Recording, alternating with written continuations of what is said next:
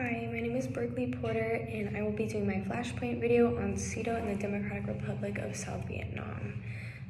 SEATO is also known as the Southeast Asia Treaty Organization.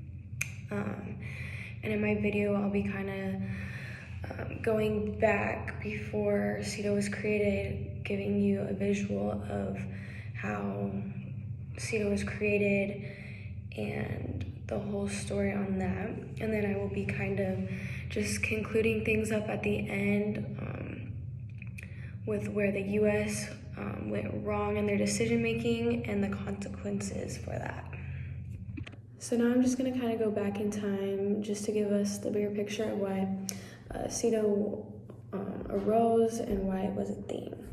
So October 1st, 1949, that was a major day in world history because that's when the Chinese communists established their government. The Chinese mainland, they fell under communist control. So for 2 years, Red China's massive armies were fighting the United Nations to a stalemate. Well, until it got to that point. And that stalemate is basically, like we talked about in class, it's just basically where neither side in an argument or contest can make progress. So the war kind of just stops, I guess you could say. But while the war was going on in Korea, Red China, they were also making their way to another part in Asia. So this is where the Chinese communists were successful. They were successful in separating Vietnam into two, which was North and South. And they established like a puppet government in North Vietnam. And then they militarily supplied North Vietnam by fighting South Vietnam and the US in the Vietnam War. So where the bigger issue arises is that the Chinese communists, they are quickly turning over most of Asia to the left, and India being one of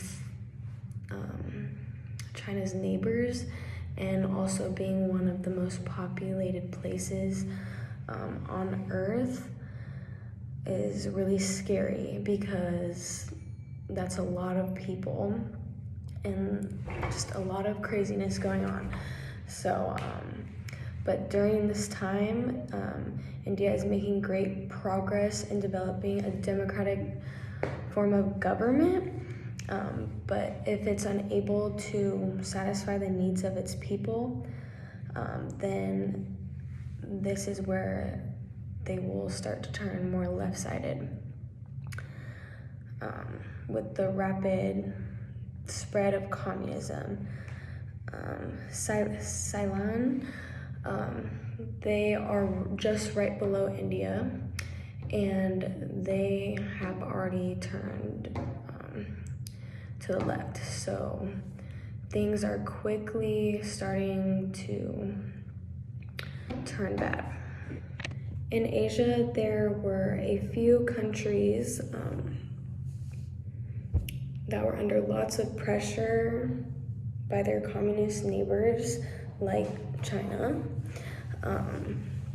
So they decided to join in on this Southeast Asia Treaty Organization. These nations were West and East Pakistan, Thailand, Philippines, Australia, New Zealand. These 5 nations joined in with the United States, France, and Great Britain. To the United States, Asia is very important to them. One reason being because of their resources. In the US eyes, communists are making ruthless and vigorous aggressions, and the US, they would feel like almost a burden if they were to come under the control of communists. So now to get into a little bit more in depth about what SEATO actually is. So it's basically a security organization among those 8 nations we talked about to help maintain peace and freedom. SEATO was established in 1954, September 8th. Thailand was the logical choice for SEATO's headquarters because the location was just simple. It was right there where the problem was arising. And then each nation had something to offer in this organization. The Southeast Asia Treaty Organization's founders were Dwight Eisenhower and John Dulles. A little bit about Dwight: he was an American military officer and statesman who served as the 34th President of the United States from 1953 to 1961. He also served as a Supreme Commander of the Allied Expeditionary Force in Europe during World War II. And then he made that alliance with the 7 other countries, including France, Great Britain, New Zealand, Australia, the Philippines, Thailand, and Pakistan, like we said. And then John Dulles, the former U.S. Secretary of State, forged the agreement establishing a military alliance. That is what became known as SEATO. So SEATO finally got abolished in 1977 due to poor decision making by the U.S. One huge thing was finances, and they also didn't have like a stand-up military.